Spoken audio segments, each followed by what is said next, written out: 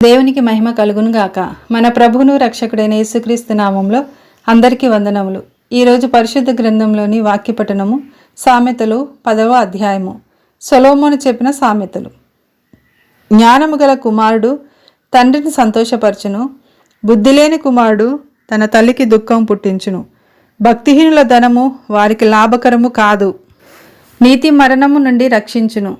యెహోవా నీతిమంతుని ఆకలి గొననీయడు, భక్తిహీనుని ఆశను భంగము చేయును. బద్ధకముగా పనిచేయువాడు దరిద్రుడగును, శ్రద్ధగలవాడు ఐశ్వర్యవంతుడగును. వేసవి కాలంలో కూర్చువాడు బుద్ధిగల కుమారుడు, కోతకాలమందు నిద్రించువాడు సిగ్గుపరచు కుమారుడు.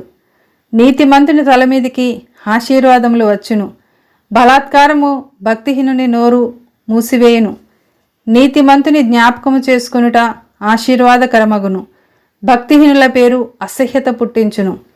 జ్ఞానచిత్తుడు ఉపదేశము అంగీకరించును, పనికి మాలిన వదరుబోతు నశించును. యథార్థంగా ప్రవర్తించువాడు నిర్భయముగా ప్రవర్తించును, కుటిల వర్తనుడు బయలుపడును. కనుసైగ చేయువాడు వ్యధ పుట్టించును, పనికి మాలిన వదరుబోతు నశించును. నీతిమంతుని నోరు జీవపు ఊట, భక్తిహీనుల నోరు బలాత్కారము మరుగుపరచును. పగ కలహమును రేపును, ప్రేమ దోషములన్నిటినీ కప్పును. వివేకుని పెదవుల యందు జ్ఞానము కనబడును, బుద్ధిహీనుని వీపునకు బెత్తమే తగును. జ్ఞానులు జ్ఞానము సమకూర్చుకొందురు, మూడుల నోరు అప్పుడే నాశనము చేయును. ధనవంతుని ఆస్తి వానికి ఆశ్రయపట్టణము, దరిద్రుని పేదరికము వానికి నాశనకరము. నీతిమంతుని కష్టార్జితము జీవదాయకము, భక్తిహీనునికి కలుగు వచ్చుబడి పాపము పుట్టించును. ఉపదేశము అంగీకరించువాడు జీవమార్గంలో ఉన్నాడు, గద్దింపునకు లోబడినవాడు త్రోవ తప్పును. అంతరంగమున పగ ఉంచుకునివాడు అబద్ధికుడు, కొండెము ప్రచురము చేయువాడు బుద్ధిహీనుడు. విస్తారమైన మాటలలో దోషముండక మానదు, తన పెదవులను మూసుకొనివాడు బుద్ధిమంతుడు. నీతిమంతుని నాలుక ప్రశస్తమైన వెండి వంటిది, భక్తిహీనుల ఆలోచన పనికి మాలినది. నీతిమంతుని పెదవులు అనేకులకు ఉపదేశించును, బుద్ధి లేకపోవుట చేత మూడులు చనిపోదురు. యెహోవా ఆశీర్వాదము ఐశ్వర్యమిచ్చును, నరుల కష్టము చేత ఆ ఆశీర్వాదము ఎక్కువ కాదు. చెడు పనులు చేయుట బుద్ధిహీనునికి ఆటగా ఉన్నది, వివేకికి జ్ఞాన పరిశ్రమ చేయుట అట్టిదే.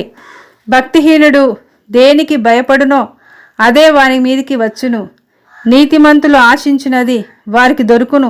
సుడిగాలి వీచగా భక్తిహీనుడు లేకపోవును, నీతిమంతుడు నిత్యము నిలుచు కట్టడము వలె ఉన్నాడు. సోమరి తనను పనిపెట్టు వారికి పండ్లకు పులుసు వంటివాడు, కండ్లకు పొగ వంటివాడు.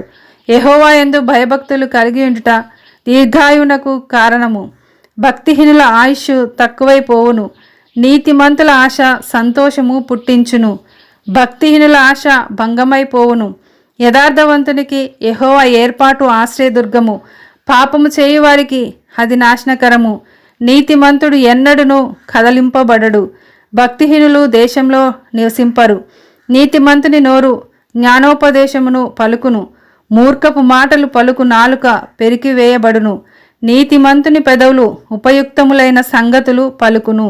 భక్తిహీనుల నోట మూర్ఖపు మాటలు వచ్చును. ఆమేన్.